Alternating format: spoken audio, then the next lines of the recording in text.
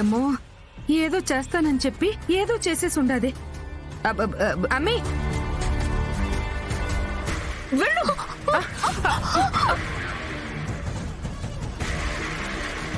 అయ్యయ్యో, ఏందమ్మే మా ఎమ్మినట్ట జుట్టు పట్టుకుని లాక్కొచ్చి తోసేసుండావు? దీన్ని చంపినా తప్పులేదు. ప్రీతి, ఏంటమ్మా అసలు ఏమైందని ఇలా చేస్తున్నావు? ఏం చేసింది తను? ఏం చేయడం కాదు అత్తయ్య గారు, ఇది మా ఆయన గదిలోకెళ్ళి వెనుక నుంచి సిగ్గు లేకుండా మా ఆయన్ని కౌగలించుకుంది అత్తయ్య గారు.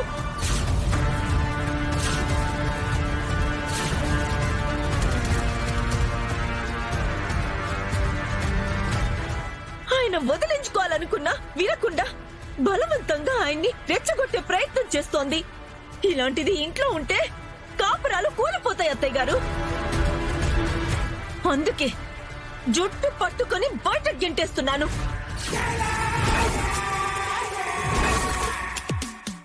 అది కాదమ్మా, తను అలాంటిది కాదు. నువ్వేదో పొరపాటు పడుంటావు.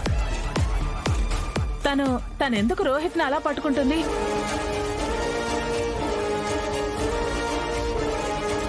నాన్న రోహిత్, అనన్య నిన్ను పట్టుకోలేదు కదా?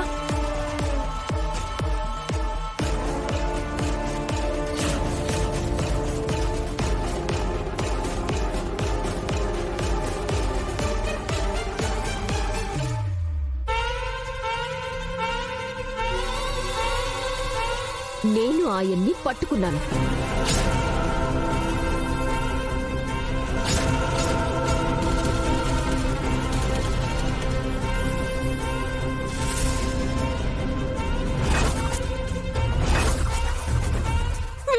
విన్నారా ఇదేమంటుందో? నిన్ను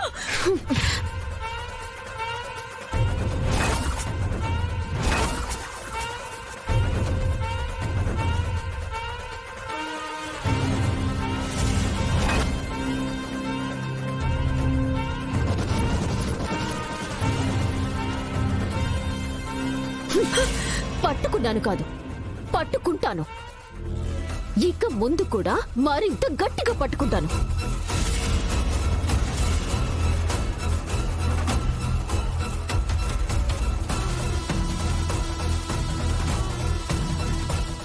అనన్య, ఏంటమ్మా నువ్వు చేస్తోంది? ఏ అనన్య, ఎదవ డ్రామాలాడితే ప్రాణం తీస్తానేమనుకుంటున్నావు? ఏమండి, ప్లీజ్ మీరు ఆపండి. అత్తయ్య గారు మీరు కూడా. అత్తయ్య గారు, ఈ విషయంలో మీరు ఎలాంటి టెన్షన్ తీసుకోవద్దు.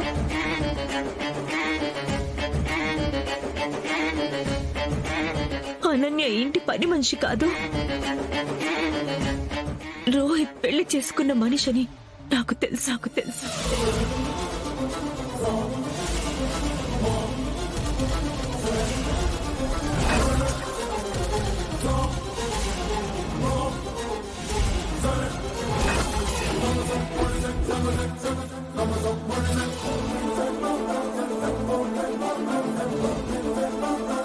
మీరందరూ ఈ విషయాన్ని నాకు చెప్పి నన్ను బాధ పెట్టలేక మీలో మీరే ఎంత సతమతమవుతున్నారో కూడా నాకు తెలుసు.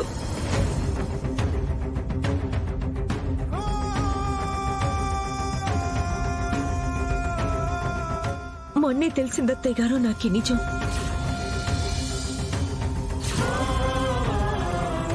ఈ అనన్య సంగతి ఏంటో పూర్తిగా తెలుసుకోవడానికే నేను కూడా బయటపడకుండా ఇలానే ఉన్నాను.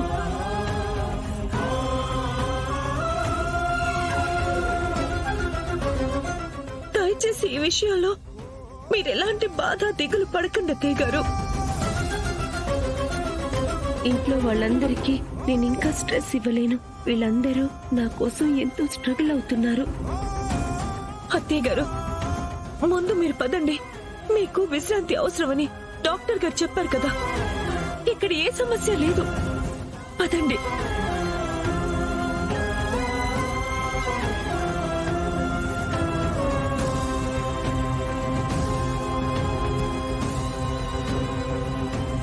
పద ఆనంద.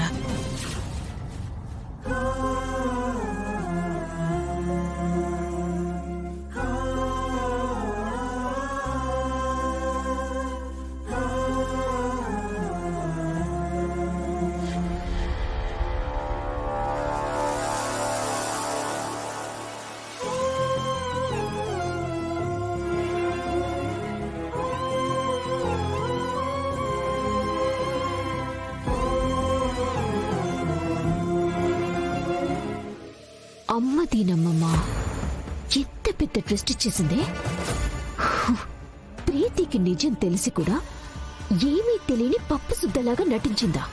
అంటే కావాలని నాతో వాట్ ఆడుకుందన్నమాట. అవునమ్మే, కరెక్ట్ పాయింట్ పట్టేసుండావు.